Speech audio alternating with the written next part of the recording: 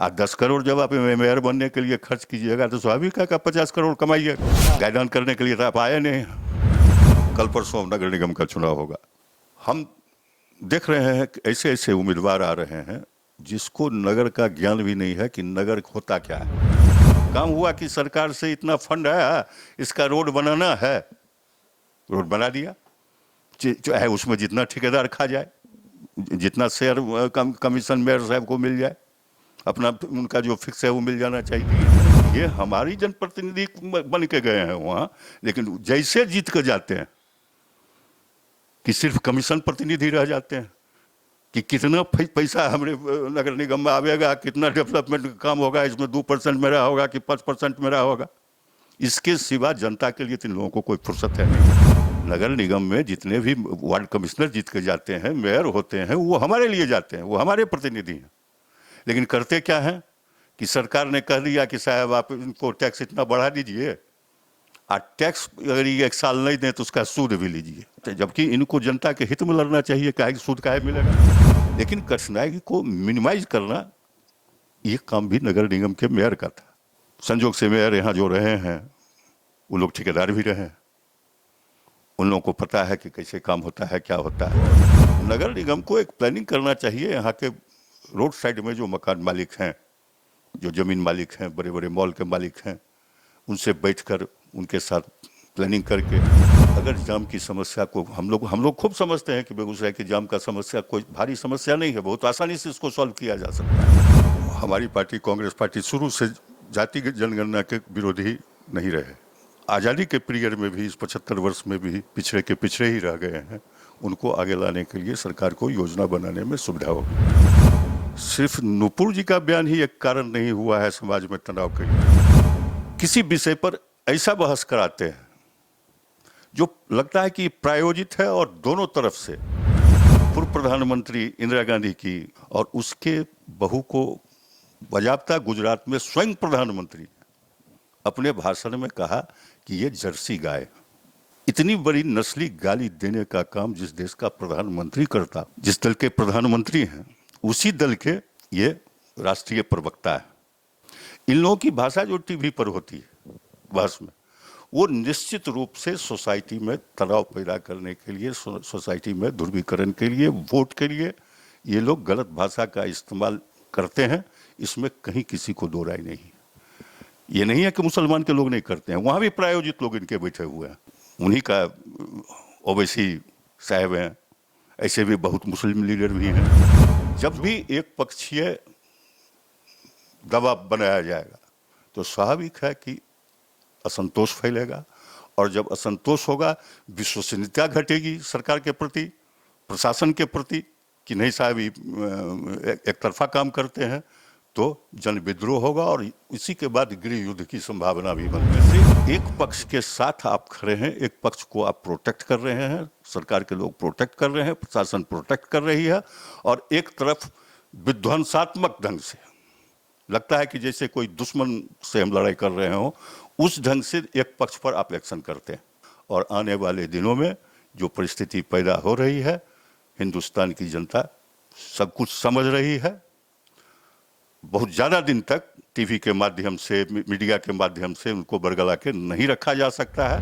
नमस्कार, आप लोगों का स्वागत है केबी स्टूडियो के इस प्रोग्राम में। मैं सोनी सिंह आज फिर से एक नए प्रोग्राम के साथ आई हूँ, और यह प्रोग्राम का वेट आप लोग भी बहुत समय से कर रहे होंगे।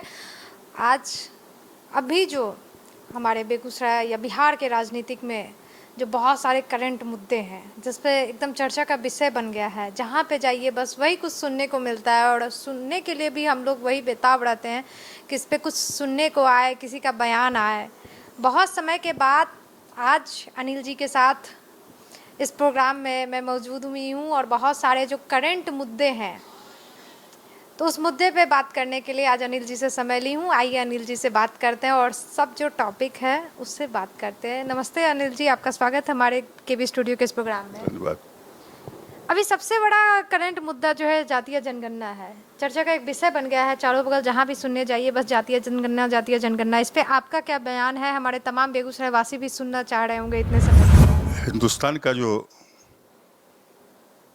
सनातन धर्म कहिए, उस समय से जाति व्यवस्था से इनकार नहीं किया जा सकता है कि वो आज भी समाज में महत्व रखता है।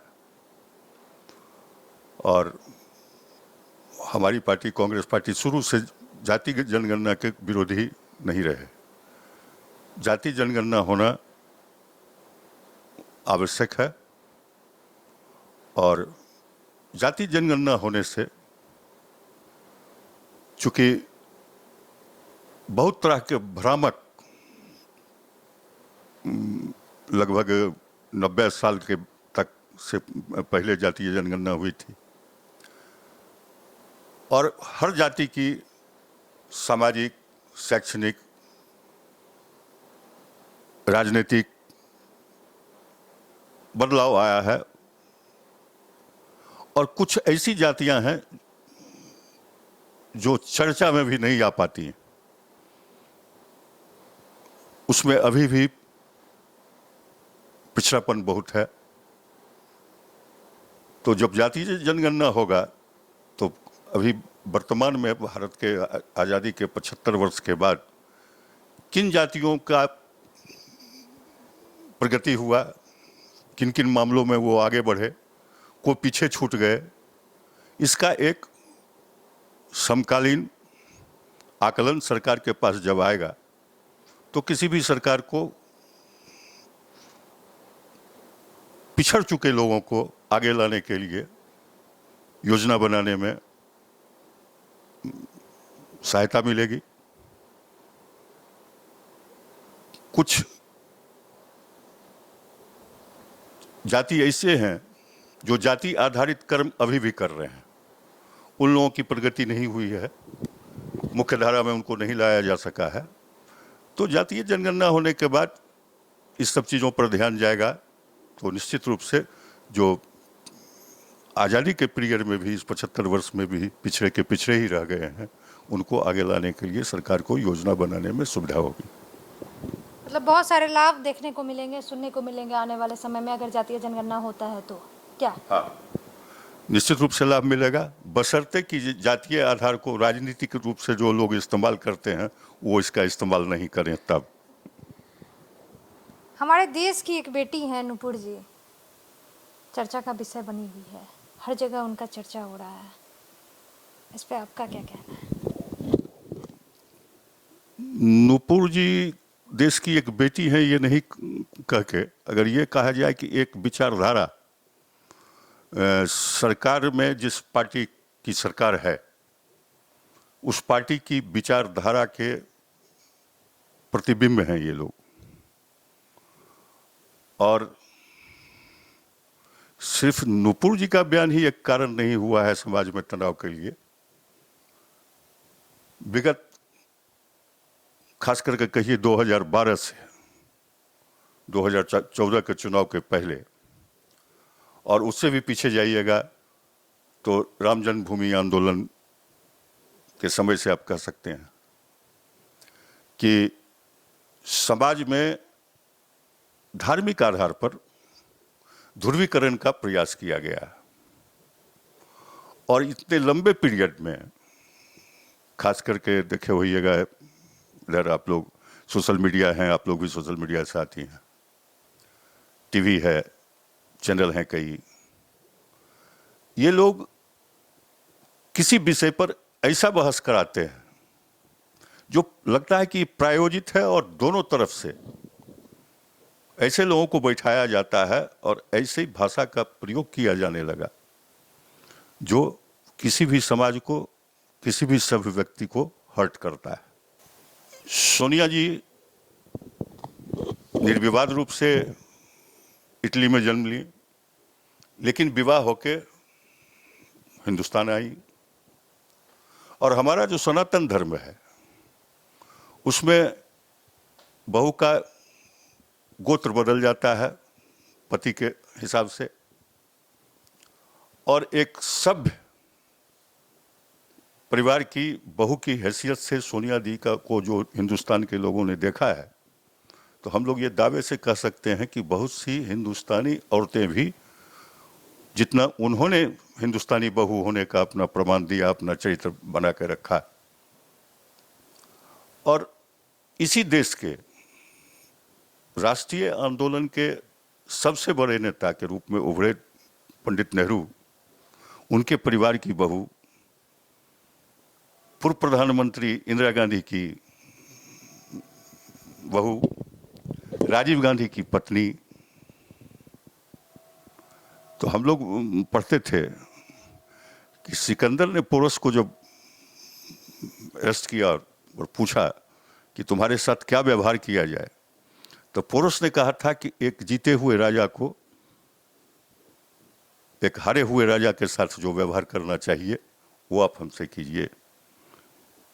इसको हम लोग पोरस के बयान में, आज के बच्चे भी, नई जनरेशन के लोग भी पोरस की इस घटना को जानते हैं और उसको सिकंदर ने फिर से राजा बना दिया। लेकिन हमारे देश के प्रधानमंत्री, पूर्व प्रधानमंत्री की पत्नी, जिस कांग्रेस पार्टी को विगत चुनाव में भी, पार्लियामेंट के चुनाव में 12.5 करोड़ मतदाताओं ने वोट दिया, उस पार्टी की अध्यक्षा, संभ्रांत परिवार की बहू और हमारे देश के सबसे प्रमुख परिवार, चाहे वो राजनीतिक आंदोलन हो या इतिहास में जब भी लिखा जाएगा, आज़ादी के 70 वर्ष तक, अभी तक के इतिहास में जिस परिवार का हमेशा महत्व रहा और हिंदुस्तान की जनता के लिए सब दिन वो परिवार आदर्श रहा। और उसके बहू को बाज़ाब्ता गुजरात में स्वयं प्रधानमंत्री अपने भाषण में कहा कि ये जर्सी गाय। इतनी बड़ी नस्ली गाली देने का काम जिस देश का प्रधानमंत्री करता हो, जिस दल के प्रधानमंत्री हैं, उसी दल के ये राष्ट्रीय प्रवक्ता है। तो जब प्रधानमंत्री का भाषा हर्ट नहीं करता है किसी को, कोई एक्शन नहीं होता है, तो स्वाभाविक है कि जो उसके बाद के जो लोग हैं वो अपने नेताओं की भाषा का इस्तेमाल करते हैं। और परिणाम ये हो गया, चाहे संबित पात्रा हो, कई ऐसे उनके प्रवक्ता हैं जिनका नाम भी अब हम लोगों को याद नहीं रहता है, देखना भी नहीं चाहते हैं। इन लोगों की भाषा जो टीवी पर होती है बहस में, वो निश्चित रूप से सोसाइटी में तनाव पैदा करने के लिए, सोसाइटी में ध्रुवीकरण के लिए, वोट के लिए ये लोग गलत भाषा का इस्तेमाल करते हैं। इसमें कहीं किसी को दो राय नहीं। ये नहीं है कि मुसलमान के लोग नहीं करते हैं, वहाँ भी प्रायोजित लोग इनके बैठे हुए हैं। उन्हीं का ओवैसी साहब हैं, ऐसे भी बहुत मुस्लिम लीडर भी हैं जो, जैसे हिंदू महासभा और मुस्लिम लीग दोनों मिलकर सरकार चलाई थी जिसमें भारत छोड़ो आंदोलन हुआ था, और ये लोग अंग्रेजों की मदद करते थे, अंग्रेजों की मुखबिरी करते थे, और दोनों मिले हुए थे। और इन्हीं दोनों ने लड़के हिंदुस्तान का बंटवारा कराया, हिस्से की बात हुई। आज फिर हिंदुस्तान में मुसलमान के कुछ लोग जो प्रायोजित हैं, बीजेपी से मिले हुए हैं, उनकी बी टीम है, ये दोनों वर्ग के लोग, और गोदी मीडिया जिसने मीडिया का सारा धर्म को समाप्त करके मीडिया को सिर्फ देश में तनाव पैदा करवाना, तनाव के माध्यम से ध्रुवीकरण कराना, एक दूसरे को गाली गलौज कराना, और ये गाली गलौज की भाषा आज समाज की भाषा हो गई है। चूंकि हमारे जब बड़े नेता प्रधानमंत्री, इन लोगों की भाषा जब ऐसी है तो स्वाभाविक है कि नया जनरेशन जो है वो भी वैसी भाषा का इस्तेमाल करेगा, जिसका परिणाम आज हुआ कि भारत जैसे देश को कतर ऐसा देश ने कहा कि माफी मांगी। और अभी जो कार्रवाई हुई, तो आप एक तरफ कल परसों जो पत्थरबाजी हुई है, कुछ जगह घटना घटी, कुछ जगह बहुत भीड़ हुई लेकिन कोई तरह का विवाद नहीं हुआ, लेकिन कुछ जगह हो भी गया। तो जहां जहां घटना घटी है वहां जो अभी हम देख रहे हैं कि बुलडोजर चल रहा है, क्यों भाई? ये मास्टरमाइंड थे। तो भड़काने वाले, काम करने वाले के खिलाफ जब इतना कड़ा एक्शन आप ले रहे हैं, तो भड़काने वाले ही दफा में उसी में आपने मुकदमा किया है नूपुर पर भी।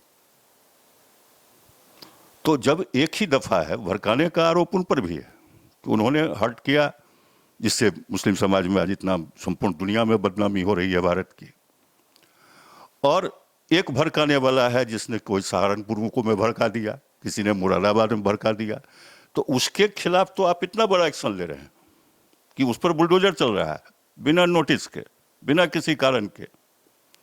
तो आपके जो ये प्रवक्ता सब हैं जिन पर आपने ही एफआईआर किया है, तो जब एफआईआर आपने उन पर किया तो क्या दोनों एफआईआर में अंतर है? काम तो दोनों ने एक ही किया है।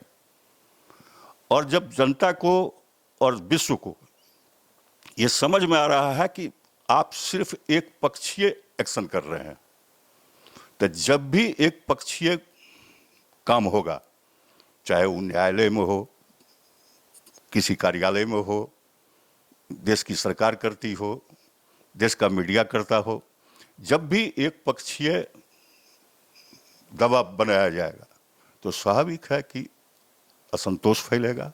और जब असंतोष होगा, विश्वसनीयता घटेगी सरकार के प्रति, प्रशासन के प्रति, कि नहीं साहब एक तरफा काम करते हैं, तो जन विद्रोह होगा और इसी के बाद गृह युद्ध की संभावना भी बनती है। तो देश अगर गृह युद्ध की तरफ जो लोग बढ़ा रहे हैं, उन लोगों में से एक पक्ष के साथ आप खड़े हैं, एक पक्ष को आप प्रोटेक्ट कर रहे हैं, सरकार के लोग प्रोटेक्ट कर रहे हैं, प्रशासन प्रोटेक्ट कर रही है, और एक तरफ विध्वंसात्मक ढंग से लगता है कि जैसे कोई दुश्मन से हम लड़ाई कर रहे हो, उस ढंग से एक पक्ष पर आप एक्शन करते हैं।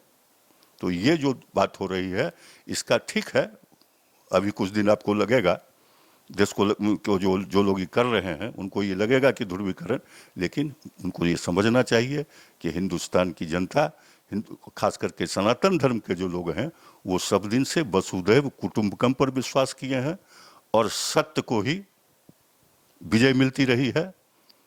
और हमारे राजा हरिश्चंद्र को जब कहा गया, 33.5 करोड़ देवता ने उनसे कहा कि जैसे आप वरदान मांगिए, क्या मांगते हैं, तो हरिश्चंद्र ने एक ही वरदान मांगा था कि सत्य की सर्वदा विजय होती रहनी चाहिए, चाहे कलयुग हो या किसी युग में। और अगर हिंदू धर्म, सनातन धर्म में श्राप और वरदान का महत्व है, तो आज भी हरिश्चंद्र का मांगा हुआ वो वरदान, जिसे 33 करोड़ देवताओं ने तथास्तु कहा था, वो सत्य होके रहेगा। और आने वाले दिनों में जो परिस्थिति पैदा हो रही है, हिंदुस्तान की जनता सब कुछ समझ रही है। बहुत ज़्यादा दिन तक टीवी के माध्यम से, मीडिया के माध्यम से उनको बरगला के नहीं रखा जा सकता है। और लेकिन देर इतना न हो जाए कि भारत को जो खामियाजा भुगतना पड़ेगा इस परिस्थिति का, अगर गृह युद्ध की स्थिति बन गई तो भारत को बचाना, भारत को टुकड़ा टुकड़ा होने में कोई रोक नहीं पाएगा। इसलिए वक्त रहते हमारी गुजारिश है देश के सरकार के लोगों से, प्रशासन के लोगों से, कि जनता में ये विश्वास जरूर बना रहना चाहिए कि सरकार और प्रशासन कोई एक तरफा काम नहीं करेगी। और यही रास्ता है कि तुरंत जो प्रवक्ता लोगों के बारे में लिस्ट बना है, जिन लोगों पर एफआईआर हुआ है, उन लोगों के भी खिलाफ जनता को कल से टीवी पर देखने के लिए मिले कि वहाँ भी बुलडोजर चल रहा है, वहाँ भी एक्शन हो रहा है। अगर ये काम नहीं होगा तो असंतोष भयावह होगा, जिसका परिणाम देश को भुगतना ही पड़ेगा। जाम की समस्या से निजात पाने के लिए एक ओवरब्रिज का निर्माण हो रहा है। आप भी देखे होंगे और न्यूज़ में भी सुने होंगे। आने वाले समय में तमाम बेगूसराय वासियों के लिए क्या ये राहत की खबर होगी और कितनी जाम की समस्या से निजात पा सकेंगे? हाईवे बन जाने से, चौड़ीकरण हो जाने से, एलिवेटेड ओवरब्रिज बन जाने से जाम की समस्या खत्म होगी, ऐसा कोई, हाँ, यातायात की सुविधा बढ़ेगी, फास्ट गाड़ियाँ निकलेंगी, हाईवे पर जो जाम लगता है उसमें थोड़ा बहुत कमी आएगा। अगर शिक्षा पे बात किया जाए तो जितनी भी महिला से रिलेटेड शिक्षा है, नगर निगम क्षेत्र में कल परसों नगर निगम का चुनाव होगा। हम देख रहे हैं कि ऐसे ऐसे उम्मीदवार आ रहे हैं जिसको नगर का ज्ञान भी नहीं है कि नगर होता क्या है। पहले बेगूसराय जिला जिस समय नहीं बना था, सब डिवीजन था, तो 55-56 में नोटिफाइड एरिया घोषित किया गया इसको। उसके बाद नगर पालिका बनी, उसके बाद नगर परिषद हुआ, उसके बाद अब महानगर निगम है। तो इसको इससे समझना होगा कि नगर निगम के होने से शहरीकरण जो होता है, तो शहरीकरण में क्या क्या सुविधा होनी चाहिए, इसके लिए नगर निगम है। नगर निगम का जो कंसेप्ट है, उसके जो अधिकार हैं मेयर को, कि नगर के जो नागरिक हैं उनकी जो नागरिक सुविधा होनी चाहिए, उसके लिए प्लानिंग बनाना, उसके हिसाब से नगर निगम का डेवलप करना। लेकिन अभी तक जितने भी मेयर हुए, अब जैसे बुटको का भी चल रहा है काम, सारे रोड को तोड़ के रख दिया है। प्लानिंग से अगर काम करता कि जिस एरिया में आप काम कीजिए, उस एरिया में 15 दिन 1 महीना के अंदर उधर का काम खत्म कर दीजिए, तब फिर दूसरे एरिया में कीजिए। तो प्लानिंग से काम करता तो कठिनाई तो स्वाभाविक है कि जब काम होगा तो कुछ कठिनाई होगी, लेकिन कठिनाई को मिनिमाइज करना ये काम भी नगर निगम के मेयर का था। संजोग से मेयर यहाँ जो रहे हैं वो लोग ठेकेदार भी रहे हैं, उन लोगों को पता है कि कैसे काम होता है, क्या होता है। अब जैसे अभी आपने कहा कि जो ओवरब्रिज बनेगा, तो ओवरब्रिज के साथ साथ नगर निगम को चाहिए कि ओवरब्रिज का काम खत्म होते होते ओवरब्रिज के बगल में, हाईवे के बगल में जो एरिया है, हाईवे की कुछ जमीन बच जाएगी या एकदम नहीं बचेगी, तो उसका स्कीम देख के जैसे उधर काम हो वैसे यहाँ का भी नाला, हाईवे में नाला होना चाहिए, सीवरेज, ये सब काम भी साथ साथ ही प्लानिंग करके, जो उसकी ठेकेदार कंपनी आएगी उसके साथ नगर निगम को बैठना चाहिए अपने इंजीनियर के साथ, कि साहब वहाँ से जहाँ से शुरू होगा, नगर निगम शुरू होता है संगोल पोखर से और खातोपुर तक, ये संपूर्ण नगर निगम का एरिया है। तो इस बीच में दोनों तरफ हम लोग क्या, नगर निगम क्या करेगी जिससे कि नागरिक सुविधा का लाभ मिल सके जनता को। अभी ही तय होना चाहिए कि पुल जो बनेगा तो हमारा सर्विस लेन कौन होगा, पार्किंग का क्या जगह होगा, इस पर अभी से प्लानिंग करके नगर निगम को भी अपना काम शुरू कर देना चाहिए, और उससे साथ मिलकर अगर काम करेंगे तो स्वाभाविक है कि काम की गुणवत्ता भी अच्छी होगी, और एक साथ काम करने पर अच्छी से प्लानिंग होकर नागरिक सुविधा को बढ़ावा दिया जा सकता है। खास करके जो समस्या है पार्किंग का, तो पार्किंग में तो अब हम ही पार्किंग के लिए जगह छोड़े हुए हैं नीचे, लेकिन उसमें अगर फ्री कर दें तो दुकानदार भी उस पर सामान रख देगा, किराएदार जो है। बाहर के लोग जो लफुआ टाइप के लोग हैं आए मोटरसाइकिल लगा के बाजार घूमने लगेंगे, गाड़ी लगा के बाजार घूमने लगेंगे। तो नगर निगम को एक प्लानिंग करना चाहिए, यहाँ के रोड साइड में जो मकान मालिक हैं, जो जमीन मालिक हैं, बड़े बड़े मॉल के मालिक हैं, उनसे बैठकर उनके साथ प्लानिंग करके, आज बहुत जगह है पार्किंग, प्राइवेट और नगर निगम दोनों को पैसा जाता है।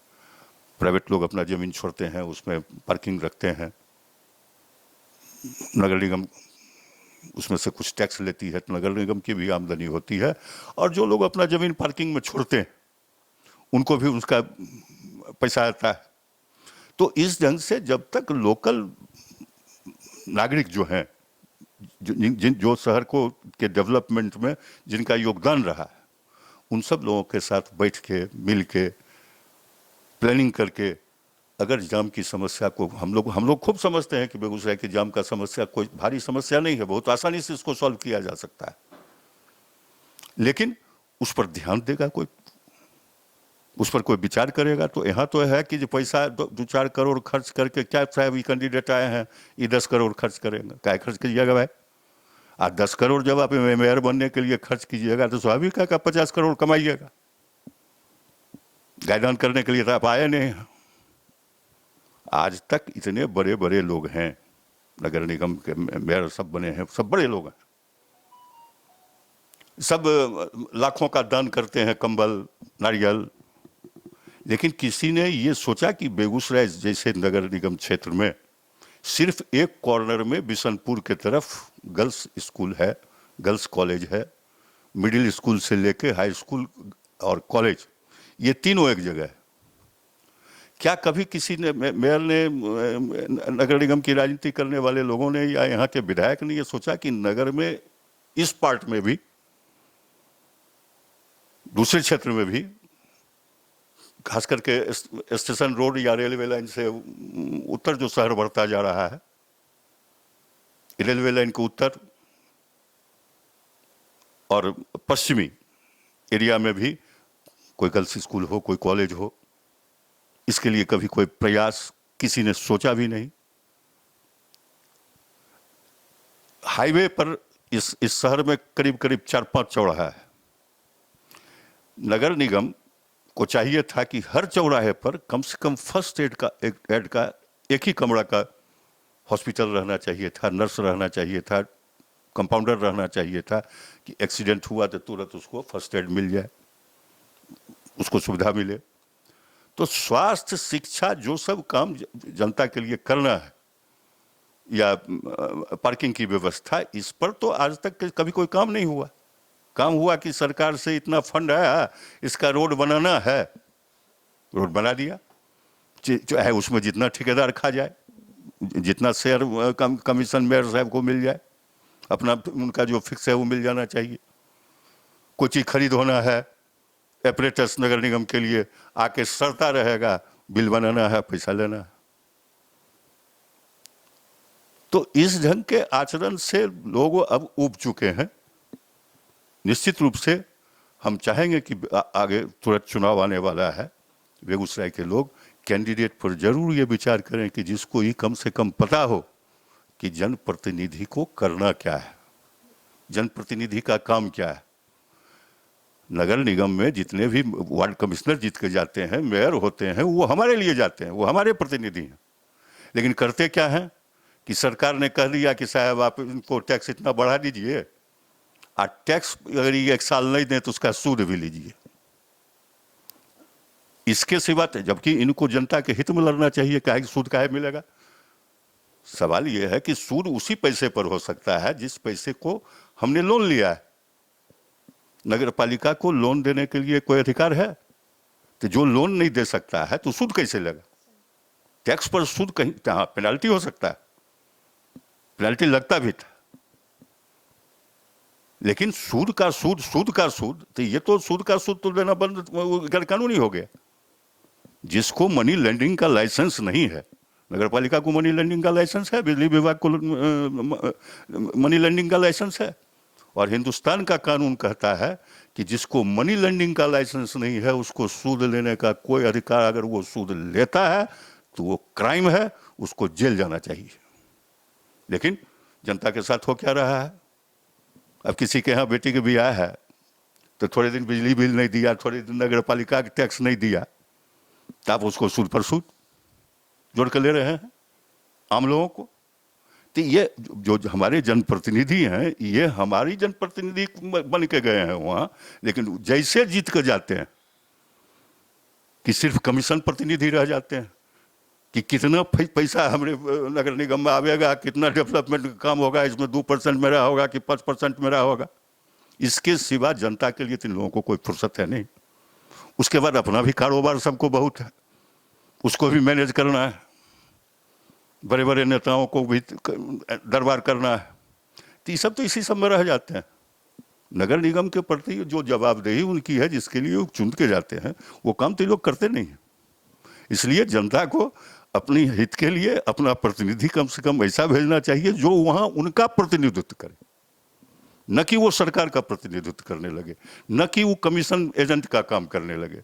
इससे जनता को सतर्कता से अपना उम्मीदवार चुनना चाहिए। हम यही सलाह देंगे बेगूसराय के लोगों को कि कैंडिडेट सब लोग हो सकते हैं, किसी को मना ही नहीं है, लेकिन आपको जज करना है कि कौन आदमी हमारा सही प्रतिनिधित्व कर सकता है।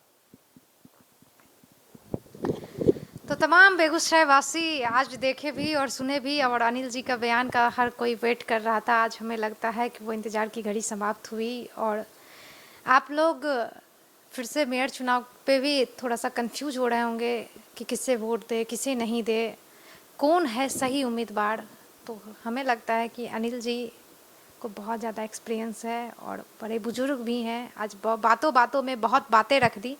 चलिए अनिल जी, बहुत बहुत धन्यवाद। और बहुत लंबा एपिसोड अब नहीं लेना है, फिर कभी मिलेंगे और फिर बहुत सारी बातें करेंगे। आप तमाम दर्शकों का भी बहुत बहुत धन्यवाद। जो भी नए नए दर्शक जुड़े हुए हैं उनका भी बहुत बहुत धन्यवाद। जो भी अभी हमारे चैनल को फॉलो नहीं किए हैं जल्दी से कर ले।